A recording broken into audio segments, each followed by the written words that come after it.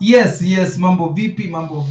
It's a boy DK White. Asanteni sana wanamtembei TV. Tueleze unatutazama ukiwa wapi, na show ya leo ni mbichi sana, ni show moja hatari sana. Tuko na mgeni wetu hapa. Atakuwa anajiintroduce, na of course tuko na nani? And of course, it's the one and only Dalmas Viola, aka Madam Petty Mouth in the house. I have a very handsome dude besides me. Mpe Mike ajiintroduce, ni nani leo mgeni wetu? Mimi naitwa Ricky hapa, aka the Dream Family manze. This is how we do it today. Yes. Na niko hapa na Mtembei TV. Yes. Bro, ulikuwa umepotea bwana. Ulikuwa umeenda wapi bwana? Mashughuli zimekuwa mob. Mike, utasongea Mike kidogo, utavuta Mike kidogo. Okay, mashughuli zimekuwa mob manze. Yes. Tunajua hii ni Nairobi, so lazima hustle. Yes. Hapa na pale. Yes. Tu kuja huku hivi kuangalia watu ama kuhesabu magari. Yes. Yeah. Bwana, familia inaendeleaje? Unajua the last time tulikuwa nayo ulikuwa na familia na ilikuwa amazing sana. Familia ilienda wapi? Manze, familia iko familia iko tu pale hivyo nyumbani, nafanya tu mawantu. Yes. Manze, karibu sana kwa kumtembei. Valentine ilikuwaje? Udi mama ulimpeleka wapi? Hii Valentine unajua ni mtu wa surprise. Nasema Valentine ilifika manze. Hapo atufea hata kuongea. Tupigie story kidogo before tuende kwa topics zetu. Valentine manze. Anyway, Valentine ilikuwa tu fine. Ni vile tu Isongeshe mic kidogo kiti. Yes. Valentine ilikuwa poa. Yes. Lakini niliamua tu at least pia nichukue mama nimpeleke pale Lang'ata. Pia aone mahali penye akisumbua manze anaenda kupumzika pia. Ati wewe ulipeleka mama Lang'ata? Enda aone makaburi pale. Wewe unadhani hao watu ukiwazoesha tu pale hivyo mapiza nini watu watakubeba vibaya. So nilimpiga tu ka surprise manze. Na alichukuliaje kwanza kumpeleka hapo? Unaona by the way ni yako kupeleka hapo ilikuwa nini? Unajua hao watu si lazima tu wafurahishe, maybe wapeleke places sana. So nilijaribu tu pia mimi kwa nataka kumuonyesha mahali penye akisumbua siku moja pia ataenda kupumzika tu hapo. Sasa bro, hiyo inachangia ku break kama inachangia kuleta mapenzi? Sasa si unajua when you love someone unafanya anything, na maybe as in you can just go to different places. Hiyo umestua Pete ongea kitu. Imagine atisifia Valentine. Kwanza mimi unajua pale nilipeleka mtu wangu ile place nzuri huko. Pale nishe kupeleka. Huko ndo nilipeleka mtu wangu. Imagine yeye anapeleka demu yake Lang'ata kwa kaburi. Unaniharibia market.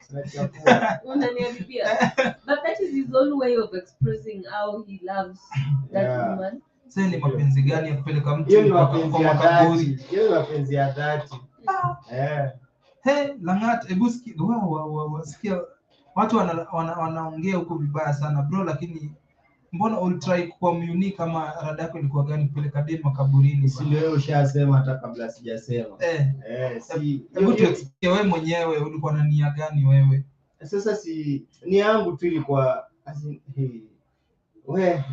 juu yako sijawahi sikia pale popote ati mtu anapeleka demu yake makaburini atienda mtembeze yuko ati akifanya ABCD siku moja atakuwa huko bro. Hiyo sasa ni kuonesha future ama ni kuonesha already kisha lose hope, maybe unaona kesho ilikuwa hivi. Tulikuwa tunaenda mahali so tukapitia karibu na hapo, tukasema mbona tusipitie tu hapo hivyo at least tuhesabu wale wase wenye washaenda na tukapata tu tumetulia hapo. Peti, hiyo ulisikia wapi historia hii ya ndugu yetu hapo? People are very light, right? It looks like they felt like they wanted to die on that particular day. So they were just looking for ways how they could take their lives, but so unfortunately amkubeba ratandrax. Hapana. Hata mtego tu kubeba.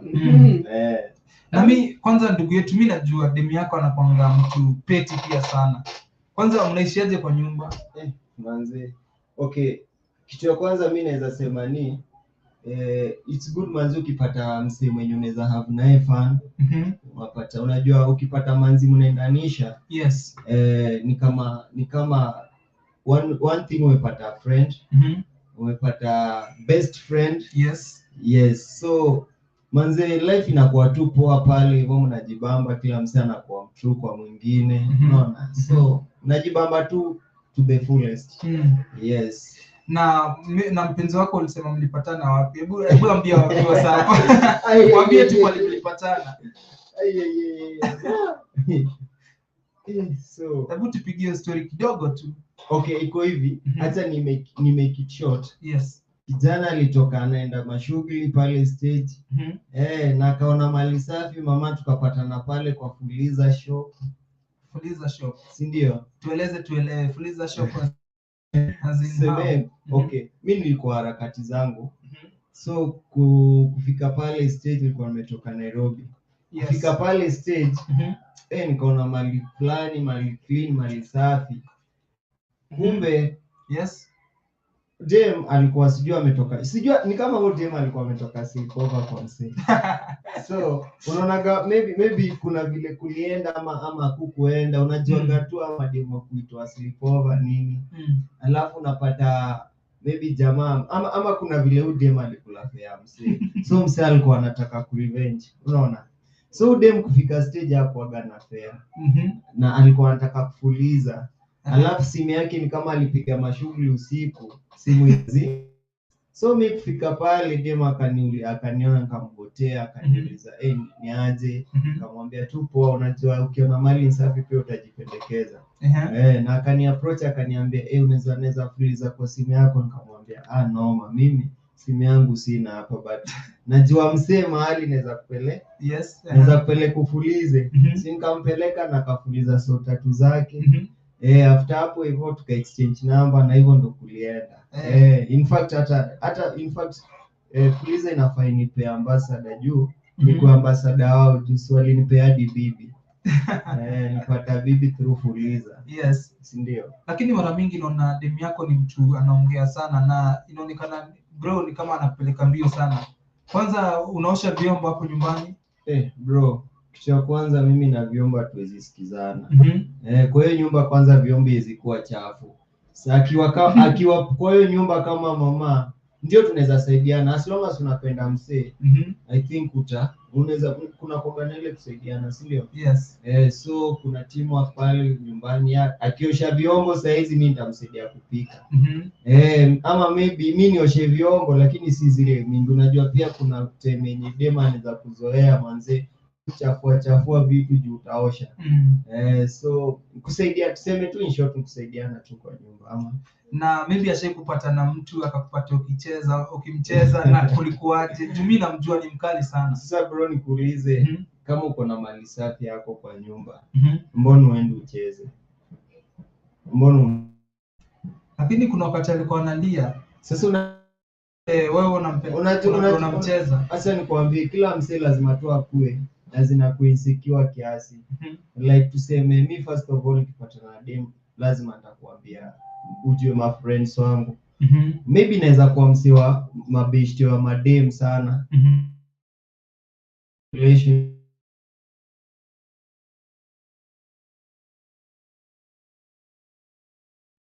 ama kama utaona uko sawa nayo ufiche, hata ukinipata nao utakasirika, but as long as unafanya kitu poa, kitu yenye hata pia akiona itamjamisha, sio ni shida hapo. But cheating lazima cheating lazima. So you cheat bro? Me I don't cheat for real. Why should I cheat? Unajua naona hata kama si anajua vizuri me I don't cheat. Not unless kama yeye ashai cheat chini ya maji. Lakini yeah. But nini crazy ashaifanya dika?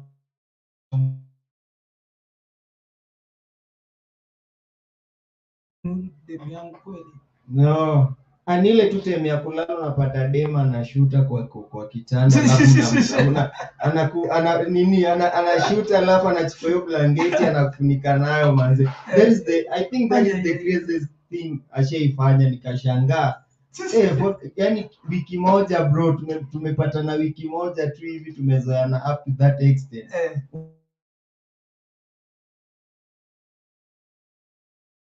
Kama hiyo ni nini? Ushifanye kitu kai. Peti ya comment hapo. Peti boy imagine. No, actually I don't date and I don't do small boys like you in the studio. But But you don't do. I don't do small boys like you.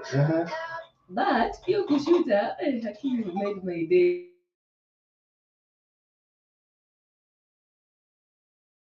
Kitando unaona ile mnalala hivi, alafu unashtukia tu pale tui.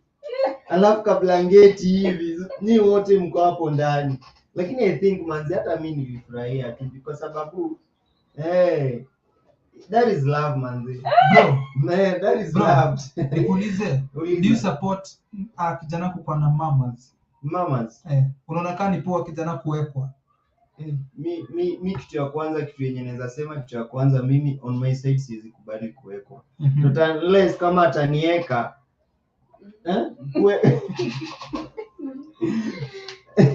not unless kama but mi siwezi support hiyo. I can't support that one.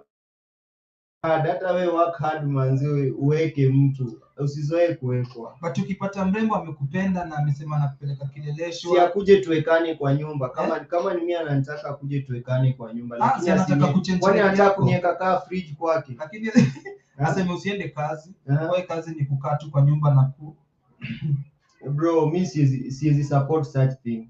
Acha tu work, work, mimi ni work.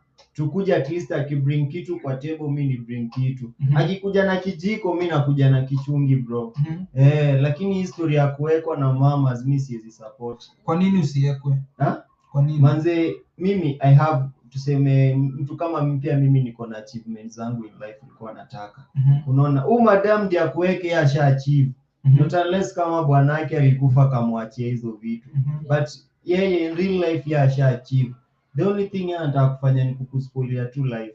Unaona? But anakusupport. Kazi yako ni bro, kazi yako tu ni Mombasa. Mtu hata kusupport manzi forever. Hata wewe remember uko na familia, uko na madhako, shosha yako, kila mtu anakutegemea.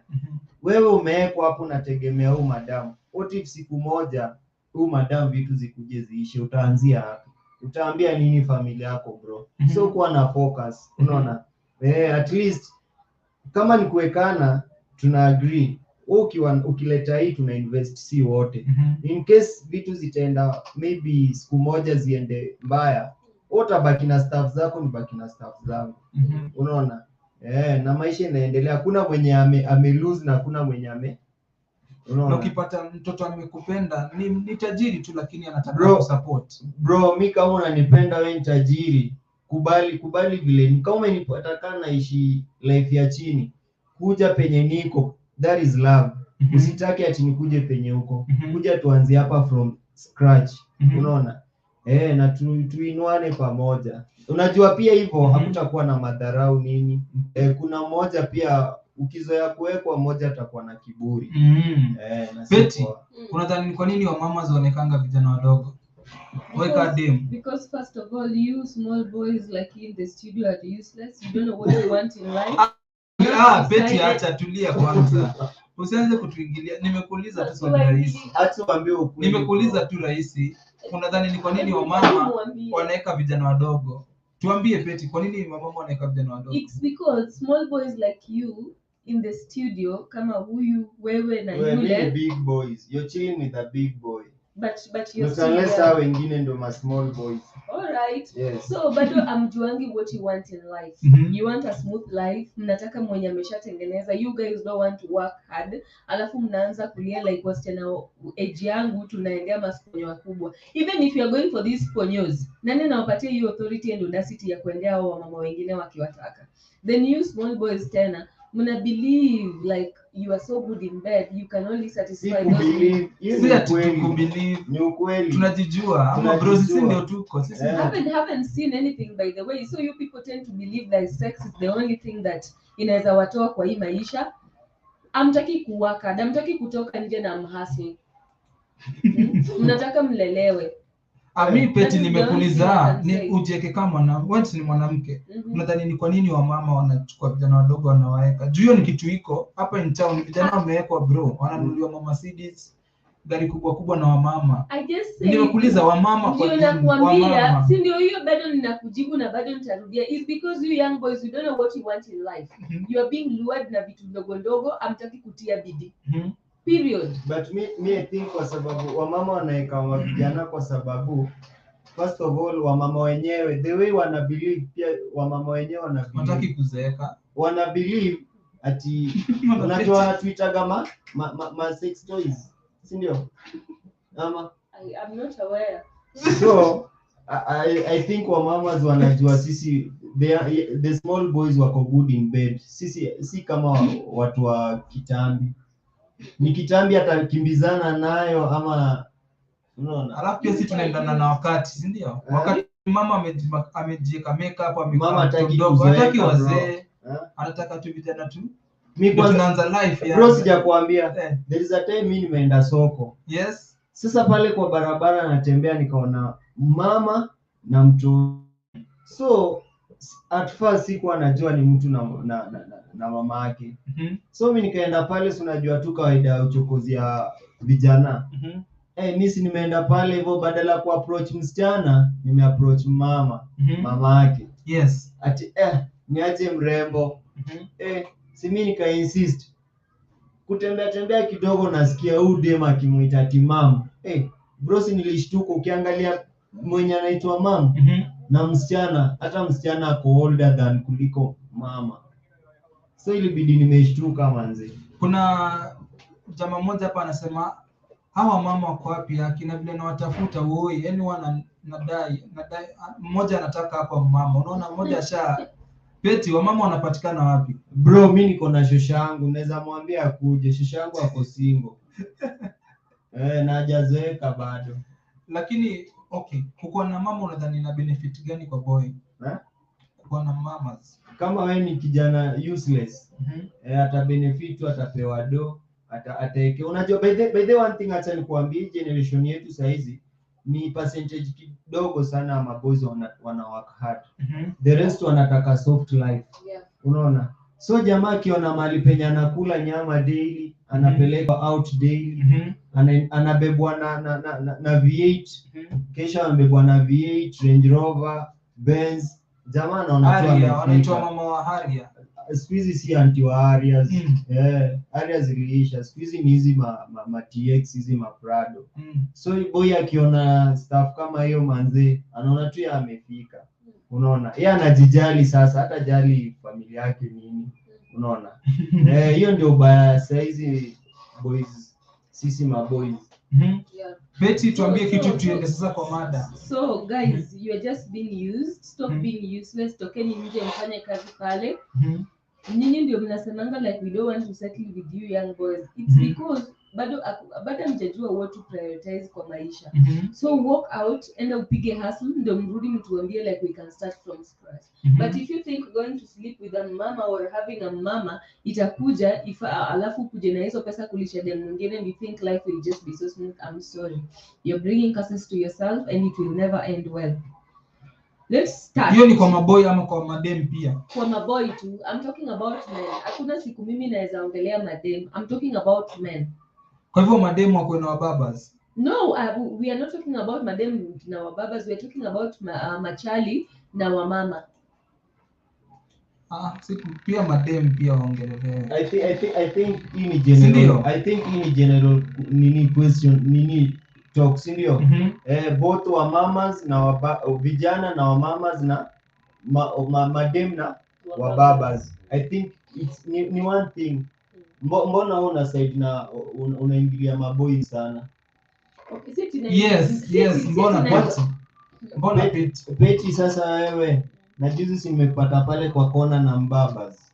Yes, kumbe nimeona. Sijuzi tu pale kwa kona nilikuona na mbabas. Guys, tulikuona na yeye. It's a lie. Na kwanza hata si mbabas wa maana, alikuwa tu na Noah. Saizi watu wanacheza KAB. Jesus. Peti. I don't do people with KAA, KB something, KC.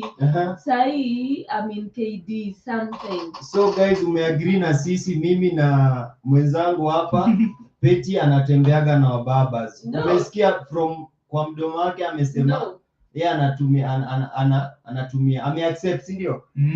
Ushakubali. No, I know you guys are in a job, mnataka tu kunilua into your trap so that I can accept, but what I'm trying to say is young boys, kwanza waslenda kama wewe mwenye unakaa kando yangu, just walk out, piga kazi, rudi kwa nyumba, know what you want in life. Sasa na kama mnajaribu bado kuniweka kwa huo mtego eti sijui nini, it will not work. Hata sisi wasichana tukatai tuko na wababa, but circumstances, unajua dem ni different na mwanamume. Dem ni different. Mwanamume anaweza oa hata dem mwenye ako 20 years ama 18 years. But tell me, mwanamke mwenye ako 56 anaenda kuoa aje boy mwenye anatoshana na huyu? How will we even explain kama Jesus amerudi like bibi yako ilitolewa kutengeneza mwanamke ako 56? Inaitwa flexibility. Not flexibility. Small bodies guys wanakuaga wanaweza kufanya any style. No, how will we even explain to your parents like rib yako nilitolewa kutengeneza huo mama? Peti. Na sasa kama mwenye ako na rib yangu ile design ananicheza ni kama hakuna namba nyingine anitambui. But anyway, mubaba is life for young women. It is something that young boys you have to accept, and you are the reason why most young women are going for those people. Poverty, peer pressure. So if we start talking about madem na mubaba, it is going to be Kizito Peti. Kizito anasema nini? Comment Peti, kubali tu iishe. Hata mimi nilikuwa pale kando yako shwari. Peti nikuulize. Nasikianga kuna style za kwenda huko 170 za Mombasa kule. Peti ni ngapi unazijua? No, I've never been to Mombasa. I only went to Mombasa once and I did not like. Peti nakuuliza ni style ngapi za hiyo kitu? Nakwambia kuna style yote yenye mimi najua. I only do missionary style and that's all. How sure are you? I'm very sure. Bro, ni ngapi zenye unajua? Na zenye wamama sana wanapenda kwa vijana? Style za hiyo kitu. Si kuna doggy style. Siku hizi waliachaga zile mamaiti style. Unajua mamaiti style ni gani? Unajua mamaiti style? Sijaijua bado. Mamaiti style ni ile mlaliano. Ile mlaliano. Mlaliano. Hujaijua hiyo? Hiyo bado sijaijua. Mamaiti sasa mmoja anakaaje? Juu chini. Hiyo ndio inakuanga mzuri sana. Hiyo si ni mamaiti style. Mimi nakufunza ma styles. Sawa Peti bonga kitu tukiendelea. Yeah, wacha tumalize hii story then we go to our topic today. Ni about theft. We want to talk about wizi. Juu tena ni vijana wadogo kama wewe ndio mnaiba hapa Nairobi. Kwanza wenye wako na nywele kama hiyo ya Dikena White, you are the people, you are the suspects. In fact kijana unafaa uende kwa after hapa hivi naenda kupe na hata kama una pesa na kulipia. Sasa ni mimi mnaikililia. Yeah, you have to lakini ni style too. Ni style but you are scary, you know. You are those wewe ndio among those ways wenye tunataka kuongelea. So maneno ya mbabas wa mama zimeisha. Nataka niiruke juu mnataka kuingilia madem. Tunafaa kwanza kupe madem. Mimi kwanza nafaa nipe madem advice for free. Yes. Nataka nipe tu madem advice. Wapatie advice. Mimi nakuambia kitu naweza ambia madem kwanza. Manze tafuta tu ule chali yako ule hustler ule mwenye ana hustle pale town manze. Remember our babas pia wali make it. Walianza from somewhere and waka make it. Hii pesa wana enjoy saizi na nyinyi. Pia yeye ali hustle mahali. Ni kweli. So manze we hustle tu na uboyo wako. Siku moja unajua leo haifanani na kesho. Na huwezi jua mpango ya kesho, sio? Yes. Maybe jamaa jasho anatoa saizi akona plans, ndio? This guy maybe anaona saizi niko na manzi yangu manze na funding support in everything. Yes. Jamaa vile atatoka hustle leo kama amepata 50 manze atakula 20 as 30 knowing that I have someone to.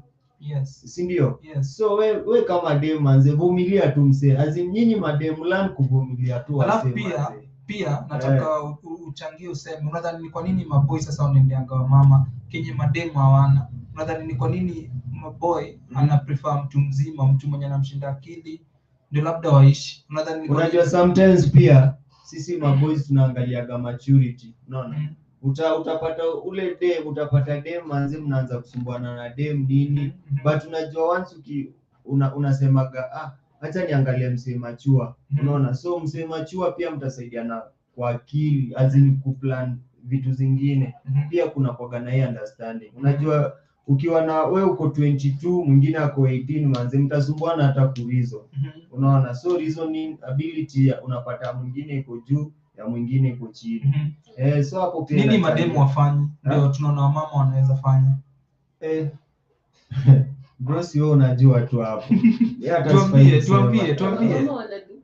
Sikia Pete anataka kujua. Siki vile picha ametolea macho. Kwa unataka kujimeza. Tuambie. Wamama wanajua kupeana hiyo kitu vizuri. Yes. Yes. Ya pili. Acha tu ni nyamaze, unajua. Usinyamaze. Pete ataniona kofi hapa. Unaona vile ambia Pete ukweli. Pete. I'm listening. Carry on. Are you perfect in giving us time? Why will I be perfect? I'm destroying something that my husband will enjoy in future. Already usha destroy your kitu. No, sijai destroy. I'm the one who is carrying it. I'm the one who is carrying it and you've never carried it for me. Kila mtu na msalaba wake. But let me tell you something guys. Huyu jamaa amesema like madem sisi kudili na sisi sijui we are immature or what. Let me tell you. Wenye ni immature sana kwa relationship inakuanga ni wanamume. Especially these young boys. Kazi yao ni kuomba tu watu 30 bob ya airtime, 30 bob ya babe sina free SMS. So let me correct that.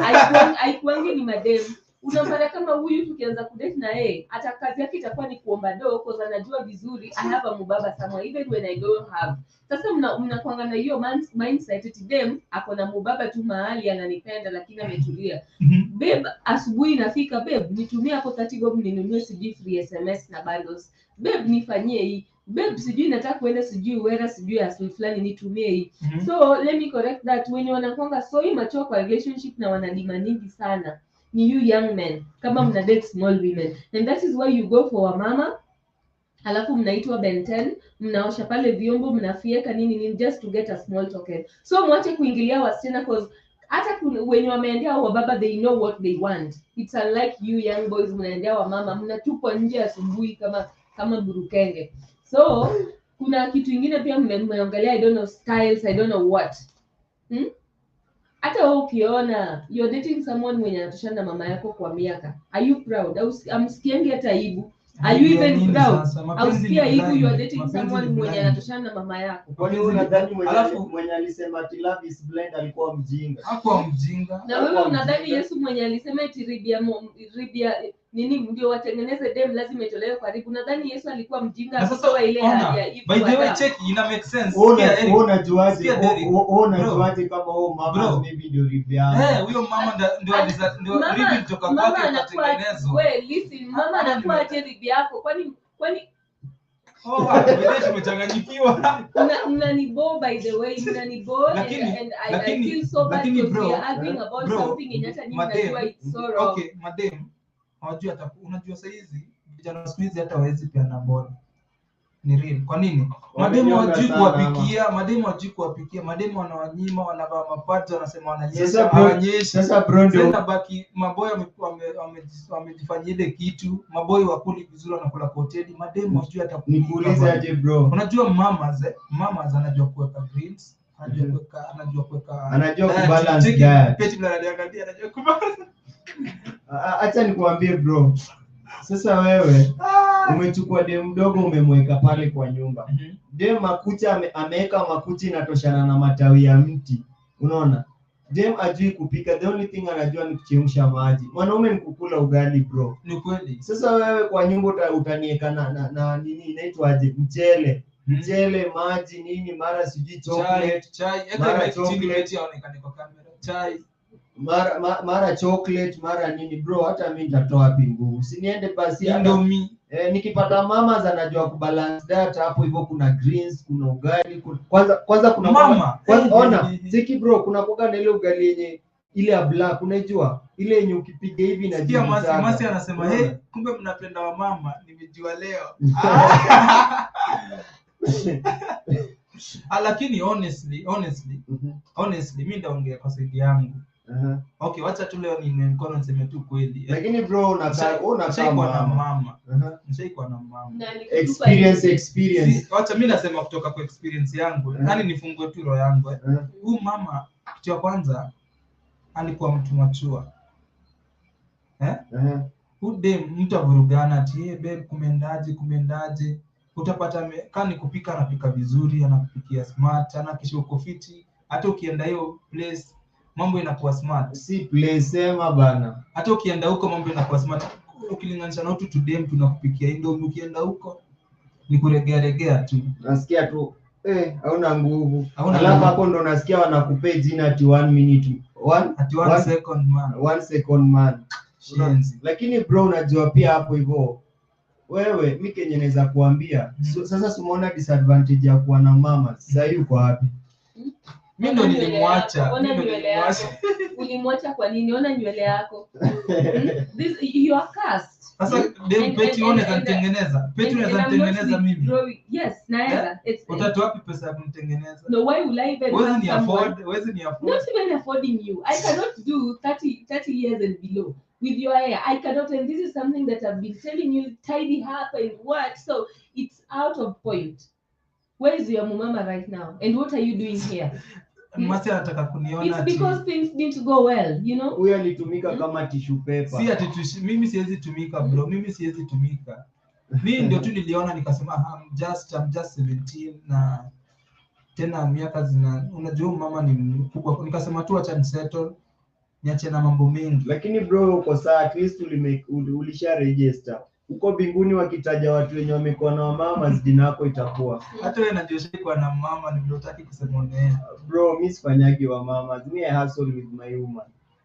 Yeah. Lakini kwa okay sasa what did you achieve when you are dating this particular woman? Kitu ya kwanza niliachieve nililana lot sana kutoka kwake. Kitu ya kwanza alini teach more about life, akiniambia mtu anafanya hivi na hivi. Juu alikuwa ameshaachieve kitu kwa life. Alinifundisha mambo mengi sana yenye nililearn kwake. Mbona sioni hizo vitu zenye ulilearn kwake? Mbona sioni kama unazitumia? Bana usinicheke. Sioni ukifanya vitu zenye ulilearn kwake. Why are you not using them? Juu unatumia uwezi jua. No, na kuona and life, yani sioni difference yako hata na my other colleagues. Huyu jamaa alitumika kama brukenge. Sikutumika bwana.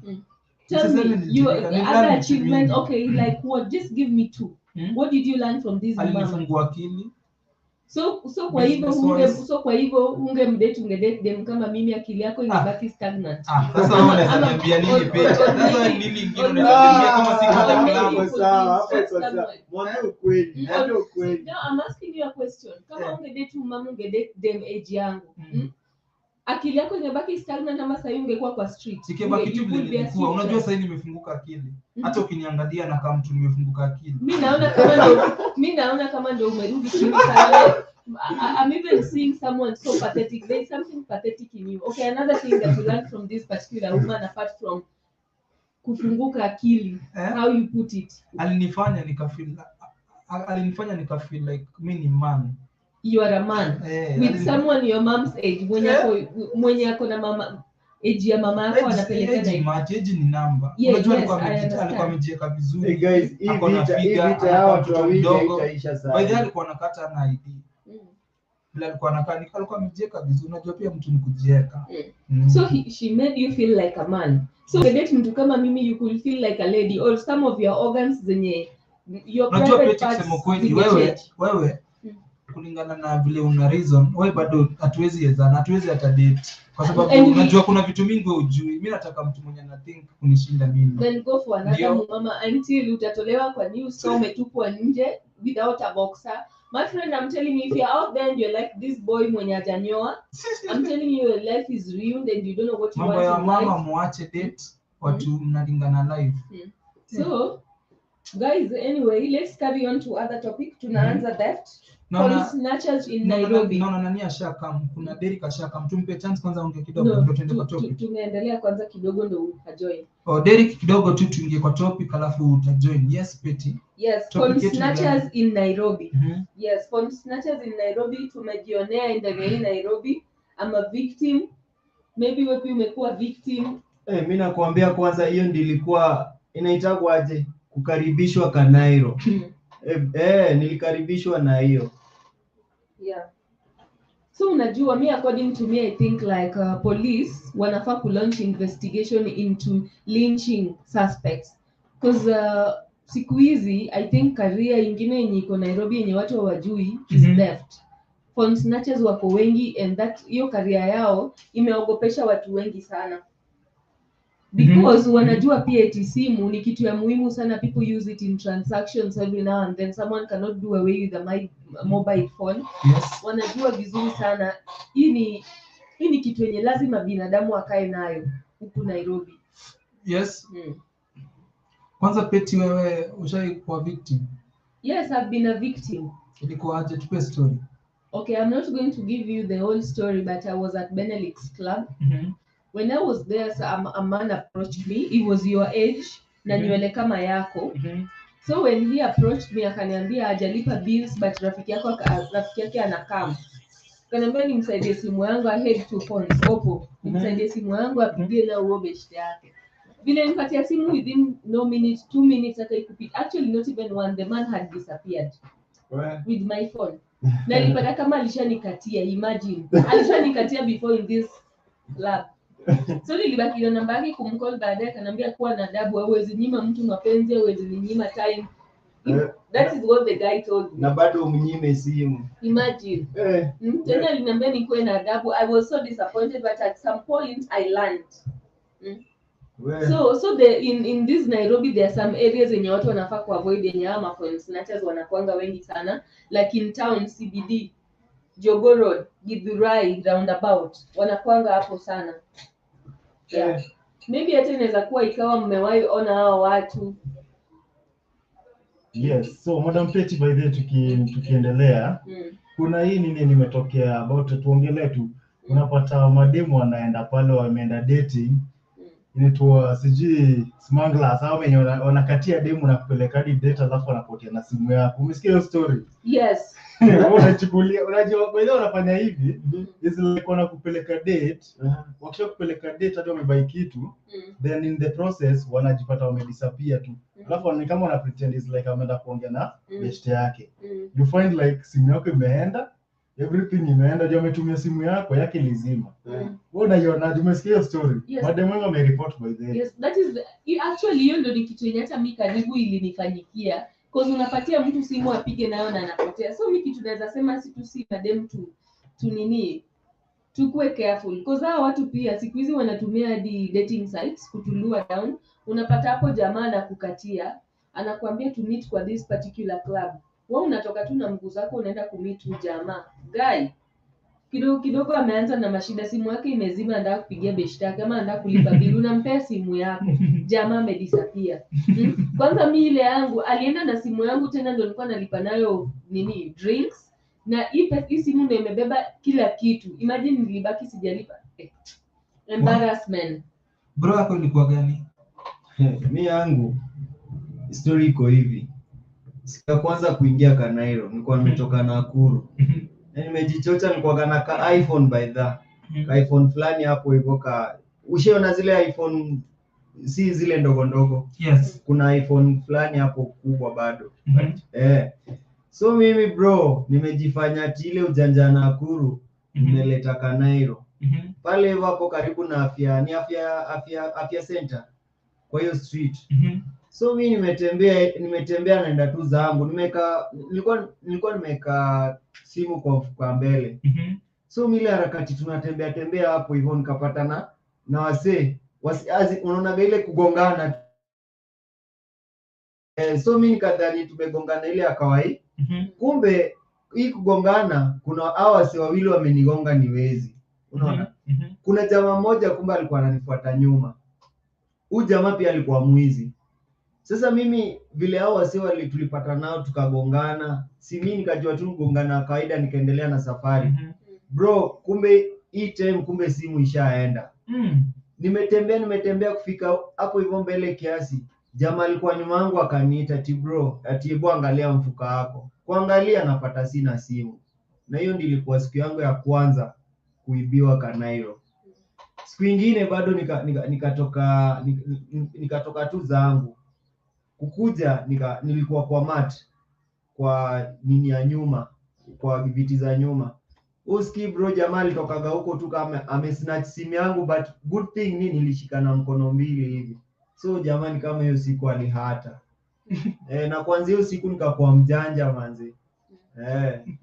And then guys, you know, these phone snatchers, they have a lot of ways that they snatch these phones. Some of them tend to use shopkeepers. Wanatumia ma shopkeepers kulua watu down. Unaenda pale kwa shop, wanasikilizana. Unaenda pale kununua kidogo kidogo. Yaani kuna tu vile wanakufanya hapo hiyo harakati vile tumekaa na huyu. Kumbe unatolewa simu pole pole. And then some of these phones zinasnachiwanga kwa traffic. Mtu ana drive at the same time ako in a hurry, he's making a phone call, ama saa zingine anasoma gazeti, and these things majorly wanasnatching hizi vitu either it's very early in the morning, ama jioni sana. And now mimi najiulizaga kama hii scenario pia nimewahi ona mtu amenyang'anywa simu akiwa tu kwa benzi yake tu pole pole. Watu wenye pia makanga wengine wanaangalia tu, hata washughuliki hata kukimbia na kushika hao watu. So I'm asking myself, kwani wamekoliud or what? Alafu pia Peti, ushaiona ile yenye mtu yuko kwa gari, mtu anasnachiwa kwa gari. Kuna siku hadi polisi amesnachiwa traffic. Hiyo kitu ilienda viral sana. Na msio pikipiki. By the Peti, unaona inafaa serikali basi ifanye nini ipunguze vitu kama hizi? Yeah, that is why I said when we started, the government or the police or the DCI or whatever, they should launch investigation into lynching of these suspects. Ukikuwa tu suspect hivi wanafaa wakufanyie kitu, because otherwise tutabaki tu stagnant, masimu zitaendelea kuchukuliwa kwanza kwa traffic, and some of them hawakungoja hata kwa traffic, they snatch you while you are walking in the streets of CBD, kwanza hapo karibu na Jogo Road, anakuja tu kwa nguvu na anakushika ama anakufinya na kitu, definitely will drop it. Na hakuna kitu yenye utafanya, lakini tunaibiwa na watu wanaona tu bro. Hakuna mse anashughulika. Kweli. Na pia saa zingine wakati kuna show maybe Kasarani, kuna event pale, hapo ndo hizo take advantage sana. Yeah, but hiyo haikuangi sana by the way. Unaona hizi vitu ndogo ndogo kwa highway. Alafu kuna nyingine pia inafanyikanga ndani ya basi. Suspicious passengers. Unaona passenger anaingia ndani, alafu huyu mwizi anadrop hata 50 bob chini, alafu ana insist umuokote hiyo do. By the time mnda kuokota, they get into your purse, wana extract your pesa na hiyo nini. Kidogo kidogo hata within 2 minutes wanaambia nini driver shukisha na shuka. And hiyo pia ni njia nyingine yenye wanatumia sana ndani ya Nairobi. Lakini unadhani pia hao hizo wanapanga wameconnect nao makanga? Sasa zingine unakaa wanajua. Makanga anaweza kuibiwa lakini haongei. Unajua mimi kulingana na mimi, maybe ukiona makanga mwenye anafanya hivyo, huyo ni former mwizi, phone snatcher. So anajua tu, unajua bro, hawa say wanajuana. Unajua mimi kama nilikuwaga mwizi kitambo na naona nafanya hiyo kitu, sitakuacha. Sitashughulika. Anaona tu ni kama uko wera tu. Lakini ni ukosefu wa job inafanya vijana wafanye hivyo. Kabisa, definitely. As in maboys unapata, mimi naweza sema mostly by the kuna kitu yenye umerealize hizi hapa hivi Kanairo. Si maboys wanaiba peke yao, hadi wazee. So mimi I think atudem sana wazee wa baba. Unapata maybe sasa mzee maybe pale ako home, ako na watoto kao 3, wife afanyi kazi, yeye ndio tegemeo pale hivyo. Jamaa naona maybe the only thing anaweza fanya ni aende town. Akienda town apate simu kama hii manzi, anapata maybe simu anaweza uza taoka 2 ama 3. Si hata snatch na aende. At least me I think maybe ni kukosa pia job. That's why unapata mzee anafanya such stuff. Yeah, that's very true. There are a lot of reasons why these people tend to do these crimes. First of all, poverty. Poverty, leave alone hata unemployment, poverty. Na hiyo ndio ni concrete reason sana mbana hao watu wanaiba. The government doesn't want to support people. There are no jobs in Kenya. So unafanya kama kila mtu anaona kibia mwenzake ndiye ataweza kufaidika. And to make matters worse, they sell these phones at a lower cost. Hadi unashangaa like ananiibia simu, alafu anaenda anauza simu hata ya 20k, hata 2k. It happens in Migori, nimewahi ibiwa simu kwa charging. Na hiyo simu ikaenda ikauzwa place nyingine, na mwenye alikuwa anauziwa tena wameuzia bradangu. Bradangu anarudi kwa nyumba na simu yangu. was in Migori, that is Samsung. So I was asking my brother, but the good thing alikuwa anajua hawa ni kina nani wenye walifanya hivyo. Yes, yes. So pia vile hao watu wana snatch, kuna motorbikes riders pia wana snatching hizi vitu, Yes. then they Okay, just kuna watu wanataka kuharibia motorbike riders jina kwa kuibia watu simu. Mimi mwenyewe nilibiwa simu. Nilikuwa natoka hapa studio kufika pale mbele. Vijana wakapita na pikipiki wakanyang'anya, nikataka nipige nduru lakini mwanamume apige nduru bro. Acha nisipige nduru, lakini hao ni vijana wanataka kuharibia watu wa Nduthi jina. Hadi sasa imekuwa watu wa Nduthi wanaibia watu. Unaona bro, I think hiyo wase wanatumia Nduthi kama quick means ya kuhepa. Yes. Unaona? So msichana unapata maboys wawili maybe ni wezi, si ndio? Ndio aende kunyang'anye simu, ndio asipatikane kwa haraka, atatumia bike. Na bike wase wanajua ni watu wa Nduthi. Yes. So unapata hao wase wana create kama chini peti wana create picha nyingine in that watu wa motorbike ndio waonekane ni waba. Then wanavaa exact kama watu wa bike. But in real life hao wase si wase wa Nduthi. No, I have a question for you. Hata kama umevaa kama watu wa bike, si ndio? Yes. Hii motorbike wametoa wapi? Mtu anaweza enda tu anunue motorbike ya kuiba tu simu peke yake. Hapana, kenye mimi najua, unajua anafanya gaje? Wanaenda wanachukua squad kwa wa Nduthi. Anasema ni aje bro? Acha nifikie hapo mbele juu mtu anamtrust, anasema house ni boy mtani, acha nimpe Nduthi. Akienda hivyo anaenda anafanya naye uhalifu inarudishwa. Unaona? Na labda huyo kijana amechukua kwa loan, ule aenda ashikwa chomo na pikipiki yenyewe tena anze shida ianzie hapo. So mimi naweza ambia tu vijana hapa Kenya, kama kuna kitu unafeel unaweza fanya tu, lakini usiibe kwa sababu utachomwa. Yeah, and then there is another way that older women use to snatch phones. Unaenda pale chao, mwanamke ni mzee, hata si mzee, amejivaa tu vibaya na kuja, nisaidie simu yako, naenda mahali, naenda Tarangata na sijui mtu. Anachukua hiyo simu yako, anajipigia yeye kwa simu yake iko silent. And then the moment amejipigia hiyo simu, ana make sure gari yenye umepanda ndio pia amepanda. Alafu anaenda anaanza kuclaim ndani hiyo gari simu yake imepotea. Anapiga sasa simu yako juu alishai flash kwa simu yake. Imagine people will gang at you like wewe ndio umefanya nini? Umeiba. Yes, because Kenyans will always rush into beating someone who is accused of being a thief. Alafu pia kuna katabia kingine bro kidogo tu. Wale watu wanachukua simu tao, ukipita hivi anakuonesha cheche. Bro, sonane tu. Ona tu sonane kidogo hivi kufika anakwambia tu usiangalie hapo. Unapata jua unaona inawaka, unasema hii ndio atakuangalia anachecha anakupea matope. Si hata matope. Hizi wanakuwekea ugali ndani. Ugali moto. So unaenda pale ukifika kwa corridor kuangalia bro. Yes. Kumbe ni ugali umenunua 2,000. Lakini hiyo tabia ni mbaya sana. Hiyo tabia ni mbaya sana. Conmanship. Alafu tena kuna tabia fulani niligundua. Unaona ukipata for example tuseme saizi unapata kuna madem na maboy. Utapata dem ameiba simu hapa. Udem maybe wasia ingekuwa tuseme kama ni boy ameiba. Ukiangalia situation ya boy na dem kuiba, huwa wana consider sana girl child, unaona? So unapata dem maybe akiiba kitu kama simu, si rahisi udem apigwe. Lakini we boy enda pale uibe simu ushikwe. Bro hata ujuaji taili imetoka wapi. Mtu hata ili atoe kwa gari yake ukuje uchome. Yeah, boy child understand it's because ni kwa nini wanawake hatushukiwangi sana?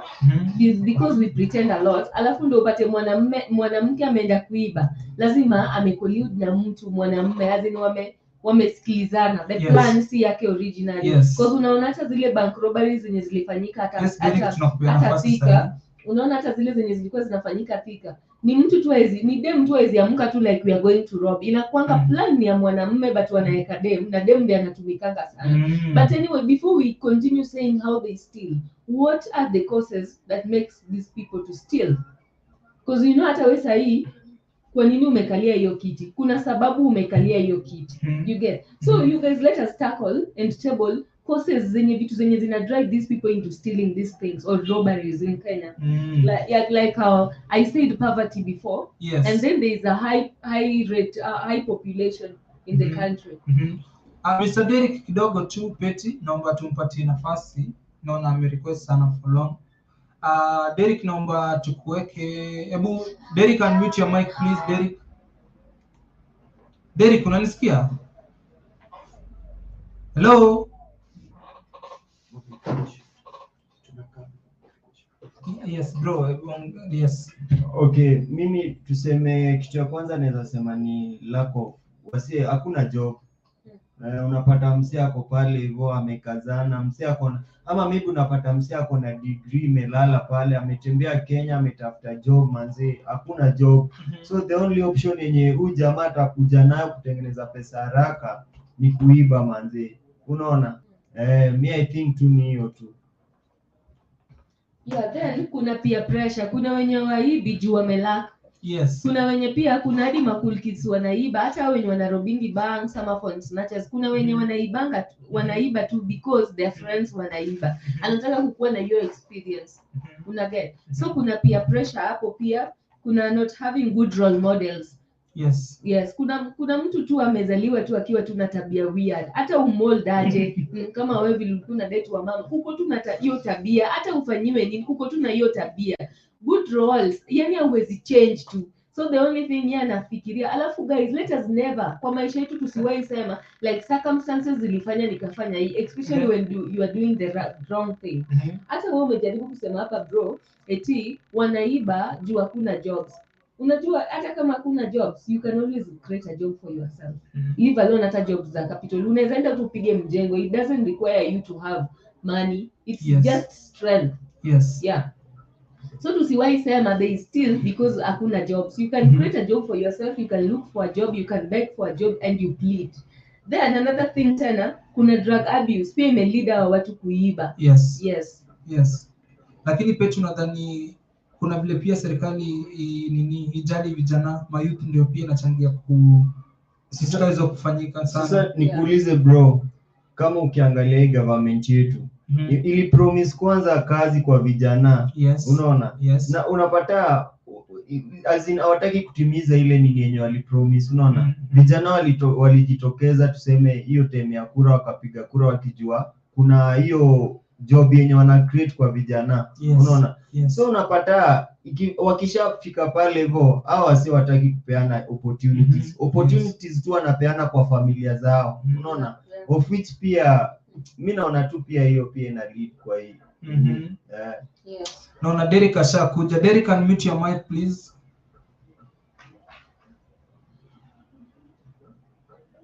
Hello Derek.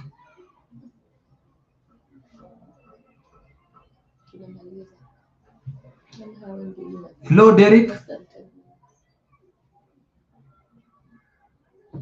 Yeah, Mr. Derek bado tukimgoja, let us carry on. Tena kuna kitu kingine yenye pia imelida watu kuiba is politics.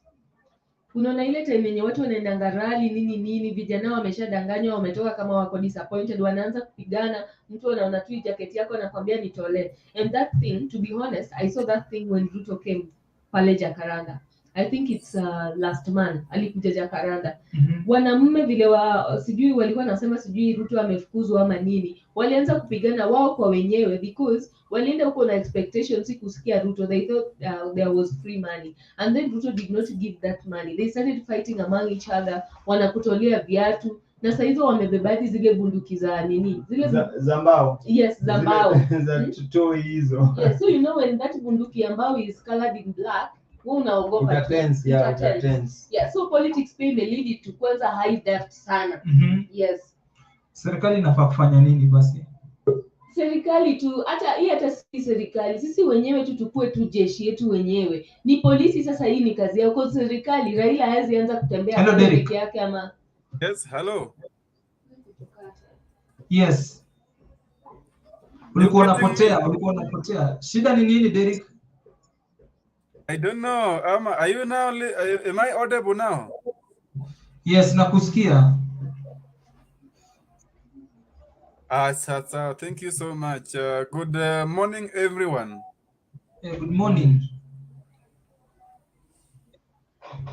Oh, thank you so much, Salimia, Petty, and the new guy I can see. How are you? I'm good, sir. How are you? I'm fine. And I thank everyone. I thank you especially for tuning today in the studio. I have to salute you first of all, Madam Petty and my friend who is chairing the discussion. Mhm.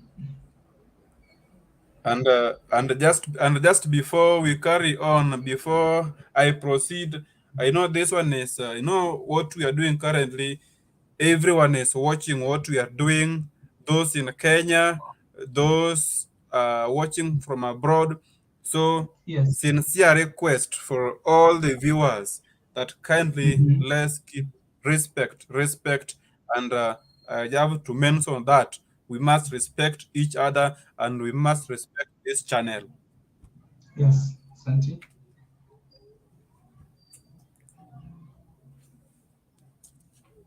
So back to the business. Back to the business. Leta maneno. Yes. Yes. Yes. Betty, ongelesha Derek. Yes, Mr. Derek. Yes, Mr. Derek, unanisikia? Good morning. Yes, hayo. I'm fine, thank you, sir. And you? Good morning to you. Good morning to you. Yeah. I'm good. Yeah, so we were talking about what leads into crimes, into phone snatching in the streets of Nairobi. Okay. There are so many crimes that actually happens in Nairobi, and especially the one we are discussing today is about the robbery of phones and such kinds. It is normal. It is common in Nairobi. And I personally have experienced it, seeing a woman crying bitterly that her phone, someone snatched her phone. And it is something that it is not good, because those who are doing the same act, they are just people from within Nairobi. And it is a bad act, by the way. And at some point, you find that there are people who are known. So I wonder why the security officers must just allow them to carry on with the same act of which they are well known to other people. Like a friend of mine was saying, if you go to county bus along that way, a way that is prone of robbery, especially phones, tablets, and laptops. Some people even end up stealing bags. So I really pity on the government, because the security team in Nairobi, most of them, they are aware that these things are taking place in Nairobi. And some people are even being kidnapped, they are being killed. And as a matter of that, I can only request the security team in Nairobi to ensure that if you are a victim and you are found doing the same act, you should act, they should act immediately, and then the victim to serve as an example to everybody. Yes, yes, yes. Asante sana Derek. Naona Victor pia ako hapa, tunaomba tumpatie nafasi tusikie anasemaje. Victor, vipi? Hello, how are you? Fine Victor, unatutazama ukiwa wapi? I'm in Tarakaniti. Yes, asante sana kwa kujoin Tembe TV.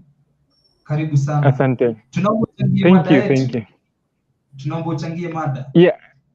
Okay, fine, thank you. Now, about phone and smuggling. I think at some point sijui kama naruhusiwa kusema Kiingereza kwa the interview. Yes. Ama lazima Yes, ikiwe tu yes. Kiswahili. Hapana, you are free. Speak, yeah. Okay, fine. Thank you.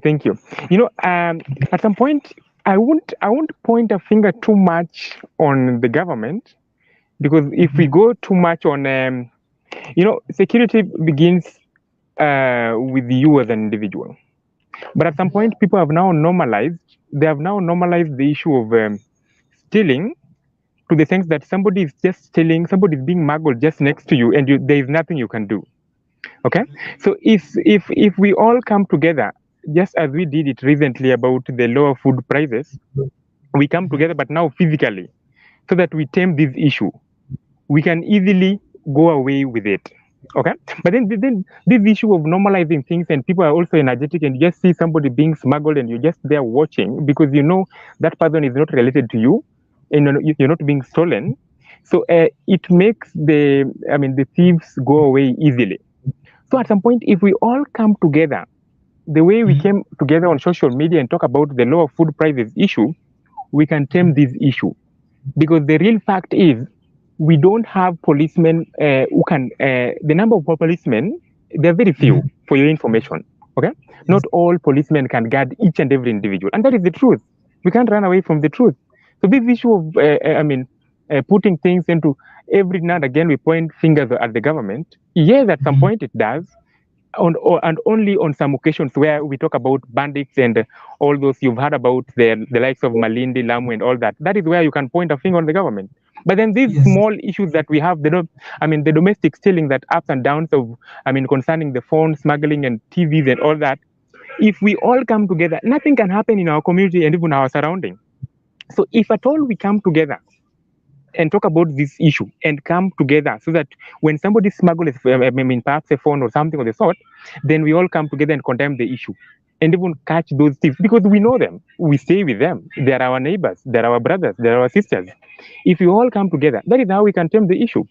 But then again, I don't think if the government comes in the first top two as one of the reasons why this smuggling is taking place. No, if we can all come together, I can tell you for free. Not every part in Nairobi are the stealing being done. There's some parts that when you try, you're being burnt down. And therefore, those thieves can't even try in some areas. But in some areas, they know very well that people are busy. So the more you're busy, is the more they even take the chances. Okay? And mostly in towns and mostly in some estates. So how about these estates that people don't steal? What is happening what are they doing that people in other estates don't do that make the stealing, encroach in some areas? So if you look at these estates, people have now come together to the extent that when you just shout, 15 people are next to you and they ask you, what is the problem? When you tend to point a finger that somebody is going with my bag, they would even work on that person thoroughly. And to some point, kill the person, okay? Which I don't advocate for killing, but then we can use a very amicable solution by even taking them to the next authority. But most of the time, they tend to destroy them completely. And that one has reduced this vice. So the best thing we can do is just come together collectively and fight the issue. We can easily fight this issue of insecurity when we all come together, because these people who are selling around us are our brothers, are our sisters, are our cousins. For example, let me just finish a little bit. When you are staying let me just say in an estate, and then there is somebody who is strange who is approaching, okay? You have that authority to ask the person, excuse me, how are you? What's your name? Where are you going to? Okay, it is us to ask those questions. Where are you going to? If in any case you want to see Mr. So-and-so or Madam So-and-so, that means Mr. So-and-so is not there. So what you do, let me just get to call her if she knew that you were to come. So if we tend to ask those questions around where we stay, we will reduce this issue of insecurity. But then it is not the high time we have to point a finger at the government every now and again. I think that is absolutely ridiculous when you keep on talking about the government every now and again. But I also respect my co-partner's points as well. But then again, we should style up and come together so that we fight this vice up. That's the end. And I rest my case, even in case somebody has a question. I rest my case. Thank you. Asante sana. Betty, question yote kwa Mr. Victor? No, definitely I cannot question him because alikuwa ananitetea. Yes, no question at all. Asante sana. So Mr. Victor, umesema serikali inafaa kufanyaje ili uhalifu kwa vijana iko imepunguka kabisa kwa kila area pia? Okay, so serikali, at some point we talk about, I think this issue of community policing was brought about. You can remember about community policing in some areas. It is working, where community policing, where I don't know if there were 5 who are being chosen, if I'm not wrong. So the community policing is also good. That one will also help, and that is one way of how the government has come across. But then, to some point, it is not that strong. Maybe in some areas it is strong, and sometimes we also tend to choose community policing, and most of them are the main suspects. So sometimes, when choosing this community policing, we should also come with another strategy to make sure the people whom we are choosing, some of them are perhaps members of the clergy, because not each and every time you have to quarrel someone. When you find someone is doing some illegal things, then we can also engage God, by the way. because sometimes they're under pressure. Are you getting that? So when the government can now try to perhaps pick people and also include members of the clergy and perhaps Yes. the security sector, and even engage the youths. Remember, community policing should be having people from different ages. You can have somebody who is 60 years old, 50 years old, and even 25 and 26, so that when you tend to have a youth, you can also see the youth as one of the panels who are trying to perhaps sway in one way or the other. So another way is perhaps patrol. Okay, most of the security, they don't do patrol at all. So that is the truth. They only go over there and sleep, and most of the times they don't come when you try to call them. Okay, and our line is it 999? Is it 999? If I'm not wrong. When I doubt if it functions. So those are the only areas they should beef up a little bit on social media platforms. And the Inspector General, I think, also had this line of, if any case you have any question, you can post, and then he can also get to look about it. I think by now people should also go a little bit social media as the police, so that they can trace where are you calling from. If any case you're being mugged, okay, where are you calling, so that they can trace easily from the directions. You know, the how do you call them? The compass direction and all that. So I can easily know this person who just called and hung up, he is seated at this position. So we can easily send security. But several times they tend to ask you a lot of questions. Where are you? Which clothes are you wearing? You see, sometimes you can't even find time to explain all that, because the bandits perhaps are just next door. Okay, they're gonna get all whatever you're saying. So sometimes if they come up with this social media and even look at the issue of how do you say, the compass direction and all that by social media, you all know what I'm saying. Okay, I mean, tracing where you are, where the caller came from, I think that would be okay. And at some point we are lacking that. And if any case we do have it, then those guys are sleeping on their job. Another thing is about leaders coming not to politicize. You know, this security sector should not be politicized at all. So at some point, government should also come with an issue of, if any case you try politicize anything to do with security, then you'll be in for it. Because at some point you heard about this incident of Lamu. Some leaders came, politicizing it, and it should never be politicized. And I would also agree with some people who are saying about people who are holding these ministerial positions such as security sectors should never even engage themselves in politics. And that is true. I agree with that, so that they can focus on that, because that is an area that is a little bit very sensitive. Okay, and you should be on the run even and again. So I think that is, that is my take. And perhaps to lower it down even to the chiefs, okay, around the village, they should also get to know who is that new person who just arrived. Why is he in one of these areas? Some of the chiefs, I can tell you for free, in some areas, mostly where I come from, when they find a stranger, when there is any stranger, number one thing that you have to do, you have to bring the stranger, and he or she, the names has to be recorded as per the ID. That is when you can perhaps hire somebody to work for you in the farm and all that. That is where I come from.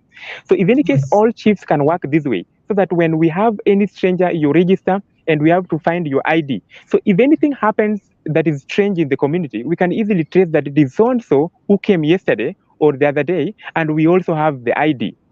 So I think that is one way of perhaps understanding all this, and if we can work on this thoroughly, okay, and perhaps look for even a public watchdog in the security sector, we can tame this issue of insecurity. To me, it goes so much on us is when the government can also try to look at these issues as well. And the lastly, perhaps just to cut it short, the issue of our judiciary. Judiciary has really failed us. You know, sometimes you can find somebody who has. Do you know why some of these citizens tend to take law on their hands? Like the incident that happened, was it in Kakamega or what? That the guy was being crucified alive. I mean, there's some things that are inhuman, but then they do happen because some of the citizens don't really rely on the judiciary, because you'll end up having somebody whom you caught red-handed, and sometimes you even go with a video to go and defend yourself, but then again they're being released on bail. Okay, that is also another problem that we are. I can point a figure on the government, because they tend, you have seen somebody, you also have a video, but then again they're being released on bail. Okay, somebody threatens you with perhaps a pistol or even a gun or even a knife, but then going to court, they're only there for 2 to 3 days. Okay, so that one makes the citizens now to take law in their hands, which should never be the case, and they also loses that interest of perhaps having the relationship between the government and the citizens. And you see, this relationship should be mutual, so that when we see anything strange in the community or where we can easily send our details perhaps to the government so that they can come up. But when they come up and then you send somebody to the judiciary, to the court issues, you again see this. I mean, the next person who did the same problem, you're next door. So your security is gonna be deteriorated. I would end it at that because I know some people are on the line. Thank you so much. Asante sana Victor, tumeshukuru sana kwa wakati wako. Till next time, tunataka tumalizie show kesho, same place same time hapa ndani ya Mtembei TV. To add on what nani amesema, anaitwa Victor, about your security skills wafanyi nini patrol nini, alafu na mwanze unapata securities guards wetu siku hizi ama mapolisi makara wanafanya patrol till mpaka around kitu saa 4 manze. Unajua saa 4 mwizi hizi kuibia saa 4, unaona? Yes. Unaona? So mwizi hizi kuibia around saa 4, wanaanza kuiba around hapo saa 8 saa 9. Unaona? Na unapata hii time hao watu wote washalala ama karao wamelala nini, unaona? Alafu magazi wetu pia wanapikiwa chakula sana. Ugali wanakula bana, wanalala by saa 3:30. Unaenda pale unabisha kitu. Soja ashalala ile mbaya sana. Unaona? So hii wanatengeneza away ya uizi pia. Unaona? Sorry, excuse me. Hello. Sorry for interruption, but I also wanted to add something, by the way, on whatever he has said. I don't know his name. I'm very sorry, but there is this issue of you heard about when there was insecurity. They also came up with this issue of offering perhaps guns to our security people, like for example the Pride Kings and all that. I think you heard about that at some point when. They were being killed up. They were being killed at some point. Yes, it does make sense when somebody is perhaps at the bank or somewhere and is also beefing security for people. For items that are worth millions, and the only thing he's holding, or perhaps because most of the times during night they are men. The only thing he's holding are rungus and pangas. So you wonder, and most of the times they are old. Okay, so you wonder how comes these people are holding perhaps beefing up security for things that are worth millions of shillings, and the only thing they can hold is the rungus and pangas. Okay, but the real truth is they're only there for physical appearance. I'm very sorry to say this. Most of the times they can't even handle 2 or 3 people. That is the truth. But then again, how do we try to help them? I think we can also use the CCTVs and perhaps use this issue of, even if the government can allow perhaps to give them guns and also to go through thorough training, only for places that have got some items that are valuable. Okay, and sometimes when the places or the institutions that they are trying to secure, sometimes they can't have that money to go and hire policemen. So the best people they can hire who have bullets, or who are gunned, who are beefed in terms of guns, are the security sectors like the Pride Kings and all that. You all know about them.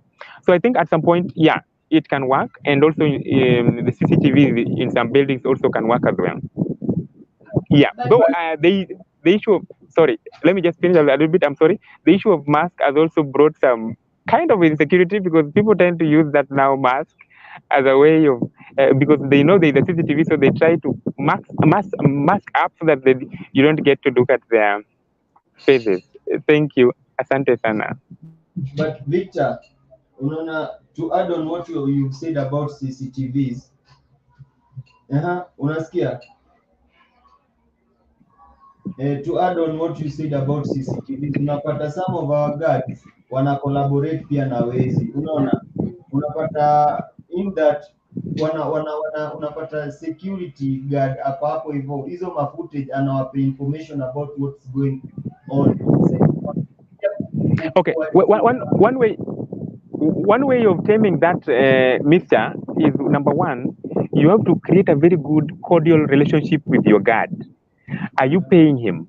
Even in case he needs some amount, for example, he is coming, terms and conditions on the book. Hello, I'm so and so. I wanna work in your. Are you sure you're gonna work? Yes. How much do you need? I am going to work and we are signing terms and conditions. And there are some things you have to do as a security. There are some things you can't release to someone. There are some premises that somebody can't access completely once you are here. So how much do you need?